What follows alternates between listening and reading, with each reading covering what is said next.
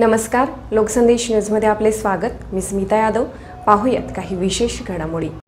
माननीय आयुक्त श्री शुभम गुप्ता यांच्या आदेशानुसार उपायुक्त श्री साबळे यांच्या मार्गदर्शनाखाली शहरातील प्रभाग समिती 1, 2 आणि 3चे सहाय्यक आयुक्त सहदेव कावडे, प्रज्ञा त्रिभुवन आणि सचिन सागावकर सह अतिक्रमण निर्मूलन विभागाचे अधीक्षक श्री घोरपडे आणि त्यांचे पथक तसेच प्रभाग समितीचे कर्मचारी यांच्या टीमने अतिक्रमण काढण्याची कारवाई केली आहे। महानगरपालिकेच्या प्रभाग समिती क्रमांक 1, 2 आणि 3 अंतर्गत सांगली आणि कुपवाड शहरात अनधिकृत मुदतबाह्य बॅनर, पोस्टर, जाहिराती, होर्डिंग्ज काढून टाकण्याची जोरदार मोहीम आखण्यात आली आहे। माननीय उच्च न्यायालयाच्या आणि शासनाच्या आदेशानुसार शहरातील अनधिकृत होर्डिंग्ज, बॅनर, पोस्टर इत्यादींवर कठोर कारवाई करण्यासाठी सक्त सूचना देण्यात आल्या आहेत आणि त्यानुसार आज जवळपास 16 मोठी अनधिकृत तसेच मुदतबाह्य बॅनर, पोस्टर काढून टाकण्यात आले आहेत। यापुढे फौजदारी स्वरूपाचे गुन्हे दाखल करण्यात येणार आहेत, अशी माहिती